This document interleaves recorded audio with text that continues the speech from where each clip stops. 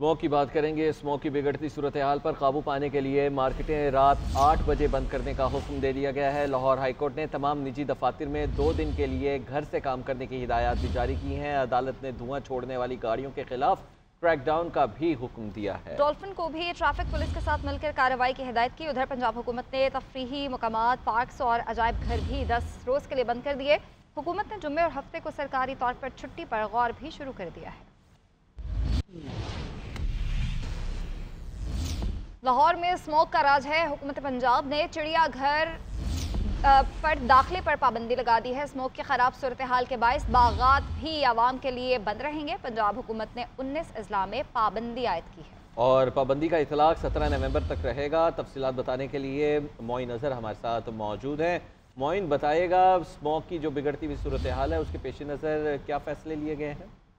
جی، پنجاب حکومت نے تمام چڑیا گھروں پر عوام کے داخلے پر پابندی عائد کر دی ہے۔ تمام پبلک پارک جو ہیں وہ عوام کے لیے بند رہیں گے۔ سفاری پارک پہ بھی عوام نہیں جا سکے۔ تمام سیاسی مقامات، تاریخی بلڈنگ جہاں پہ لوگ ان کو دیکھنے جاتے تھے، اب وہ 17 نومبر تک جو ہے وہاں نہیں جا سکتے۔ تمام پرائیویٹ پلے گراؤنڈ اور پلے ایریا جو بنائے گئے تھے لوگوں کی طرف سے، وہاں پہ بھی لوگوں کے داخلے پر پابندی ہے۔ اس پابندی کا اطلاق جو ہے وہ لاہور، شیخ پورہ، قصور، ننکانہ صاحب، گجرانوالہ گجرات، حافظ آباد، منڈی بہاؤالدین گجرات سے ہائی کورٹ۔ بہت شکریہ معین صاحب آپ کا۔ وزیر اعلیٰ خیبر پختونخوا علی امین گنڈا پور کی پشاور میں ہارس اینڈ کیٹل شو کی افتتاحی تقریب میں شرکت، گھوڑے کی سواری کر کے شو کا افتتاح کیا۔ وزیر اعلیٰ نے گھوڑے پر بیٹھ کر گراؤنڈ کا چکر بھی لگایا۔ تقریب سے خطاب میں کہا کہ ہمارے روایتی کھیل صوبے کے ہر حصے میں منعقد ہوں گے۔ صوبے کو امن کا گہوارہ بنانے کے لیے ہر ممکن کوشش کریں گے۔ عظیم شاعر کے فلسفے،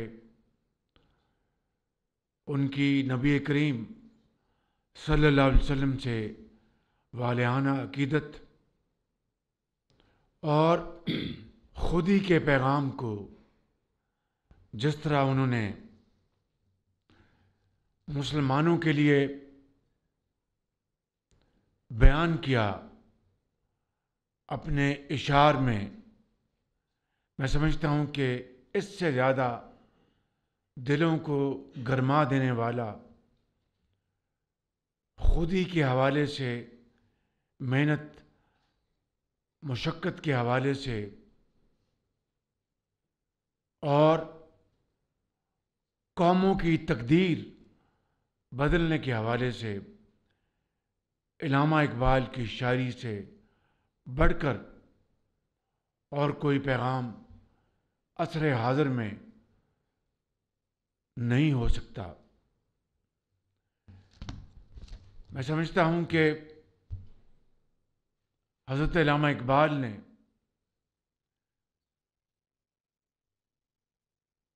فارسی میں، اردو میں جو شاعری کی، اس کی موطرف نہ صرف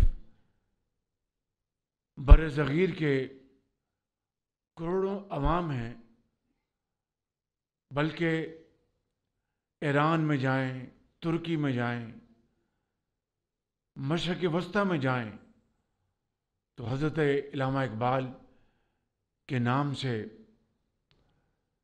سب اچھی طرح واقف ہیں۔ اور میں سمجھتا ہوں کہ پاکستان بننے سے پہلے حضرت علامہ اقبال اللہ کو پیارے ہو گئے، لیکن ان کا پیغام ابدی پیغام ہے۔ انہوں نے محنت، انہوں نے غریبی میں عزت کے مقام کو انہوں نے بہت اچھی طرح بیان کیا۔ انہوں نے خودداری کے لیے بے پناہ، انہوں نے شاعری کے حوالے سے ہمیں ایک بہت طاقتور پیغام دیا۔ نوجوانوں کے لیے یہ وہ پیغام ہے خودی کا جو حضرت علامہ اقبال نے مسلمانوں کے لیے وقف کیا۔ لیکن آج میں سمجھتا ہوں کہ ہمیں اس بات کو بہت ارک ریزی سے اس کے اوپر غور کرنا چاہیے یہ کیا وجہ ہے کہ حضرت علامہ اقبال کا پیغام عزت اور وقار کی زندگی بسر کرنا ہر مسلمان پر لازم ہے، مگر ان معاشی جگڑ بندیوں کے حوالے سے آج ہم معاشی طور پر آزاد نہیں۔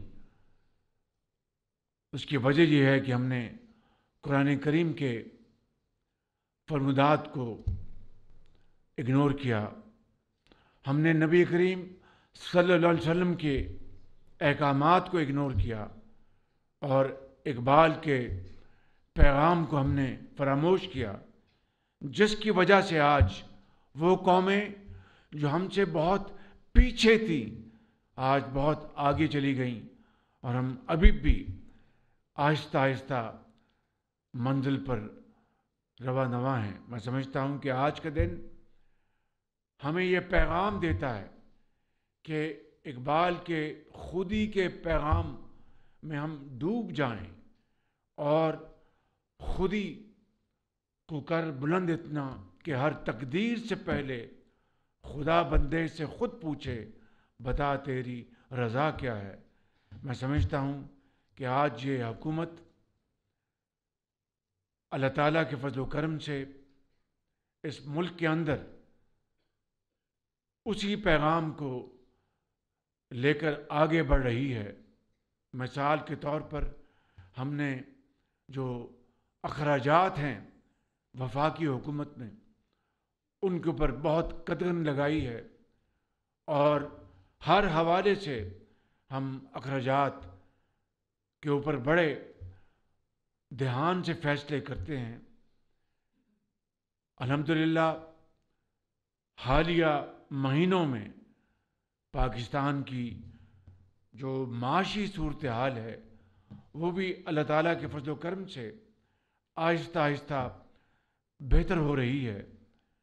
ابھی یہاں پر اسٹیج پہ آپ کو بتایا گیا کہ کس طریقے سے ہم نے پنجاب میں میاں محمد نواز شریف کی لیڈرشپ میں دانش اسکول بنا کر ان انتہائی قابل بچوں اور بچیوں کو ان کو تعلیم کے مواقع دیے، جن کے ماں باپ کے پاس وسائل نہیں تھے کہ ان کی تعلیم کا بندوبست کر سکتے، اور وہ بچے اور بچیاں ہزاروں کی تعداد میں آج ڈاکٹرز ہیں، انجینئرز ہیں۔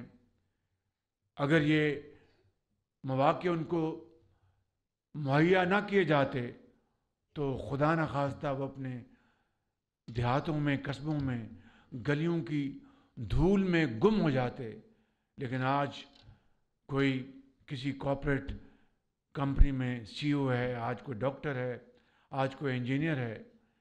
اسی طرح ہم نے ایجوکیشن انڈاؤمنٹ فنڈ بنایا جس سے لاکھوں بچوں اور بچیوں کو اعلیٰ تعلیم کے لیے وظائف مہیا کیے گئے، لاکھوں لیپ ٹاپس میرٹ کے اوپر ان کے ہاتھوں میں تھمائے گئے، کھیلوں کے میدان میں بے شمار اقدامات کیے گئے۔